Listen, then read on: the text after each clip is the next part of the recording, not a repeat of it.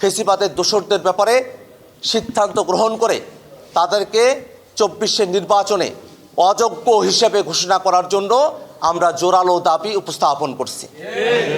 আমরা কোনোভাবেই এই বাংলাদেশে ফেসিবাদীদের কোনো রাজনীতি, ফেসিবাদীদের কোনো রাজনৈতিক অংশগ্রহণ, ফেসিবাদীদের রাজনৈতিক পুনর্বাসন আমরা দেখতে চাই না। আপনারা সকলে জানেন যে এই বাংলাদেশে গত ১৬ বছর ধরে যে ফেসিবাদ চেপে বসেছিল, যে স্বৈরাচার চেপে বসেছিল, সেই স্বৈরাচার একদিনে তৈরি হয়নি এবং সেই স্বৈরাচার একাও তৈরি হয়নি। সেই স্বৈরাচারকে তৈরি করা হয়েছে, সেই স্বৈরাচারের পক্ষে বৈধতা উৎপাদন করা হয়েছে, সেই স্বৈরাচারকে টিকিয়ে রাখার জন্য সব ধরনের ব্যবস্থা যারা করেছে তারা জাতীয় পার্টি। জাতীয় পার্টির ব্যাপারে আমরা সরকারের কাছে বারংবার আবেদন জানিয়েছি যে যারা স্বৈরাচারের দোসর, যারা ফেসিবাদী, যারা ফেসিবাদীদেরকে বৈধতা দিয়েছে, তারা কোনোভাবেই সামনে নির্বাচনে অংশগ্রহণ করতে পারবে না।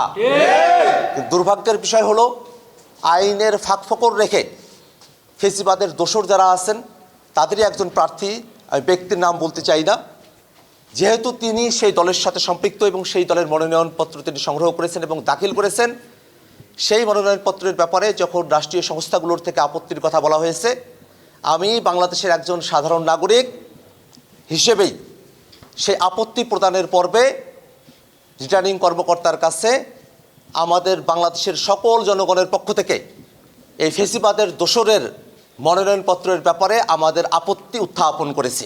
টেকট্রা মিক্সার গ্রাইন্ডার ঝামেলা কমায়, সময় বাঁচায়। আমাদের আপত্তি উত্থাপন করা সত্ত্বেও তার মনোনয়নপত্রকে আইনে যাচাই বাছাইয়ের ক্ষেত্রের কথা বলে বৈধ ঘোষণা করা হয়েছে এবং আমরা তারপরেও আমাদের আপত্তি আমরা জানিয়ে রেখেছি।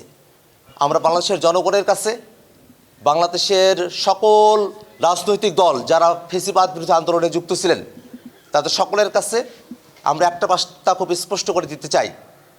হয়তো আইনের প্যাচ দিয়ে নানাভাবে ফেসিবাদের দোসরদেরকে পুনর্বাসনের নানা ধরনের চক্রান্ত হতে পারে, কিন্তু আমরা যারা জুলাইয়ের সম্মুখ সারিতে অংশগ্রহণ করেছি, যারা জুলাইতে রক্ত দেওয়ার জন্য আমরা রাজপথে এসেছিলাম, আমরা কোনোভাবেই এই বাংলাদেশে ফেসিবাদীদের কোনো রাজনীতি, ফেসিবাদীদের কোনো রাজনৈতিক অংশগ্রহণ, ফেসিবাদীদের রাজনৈতিক পুনর্বাসন আমরা দেখতে চাই না। আমরা এই মিডিয়ার মাধ্যমে বাংলাদেশের সকল জনগণের কাছে, বাংলাদেশ সরকারের কাছে, বিশেষত নির্বাচন কমিশনের কাছে ফেসিবাদের দোসরদের ব্যাপারে সিদ্ধান্ত গ্রহণ করে তাদেরকে ২৪-এর নির্বাচনে অযোগ্য হিসেবে ঘোষণা করার জন্য আমরা জোরালো দাবি উপস্থাপন করছি। আজকের এই বাছাই পর্বে লিখিতভাবে আপত্তি উত্থাপনের কোনো সুযোগের কথা তারা আমাদেরকে জানান নাই। আমরা মৌখিকভাবেই আমাদের আপত্তি জানিয়ে রেখেছি।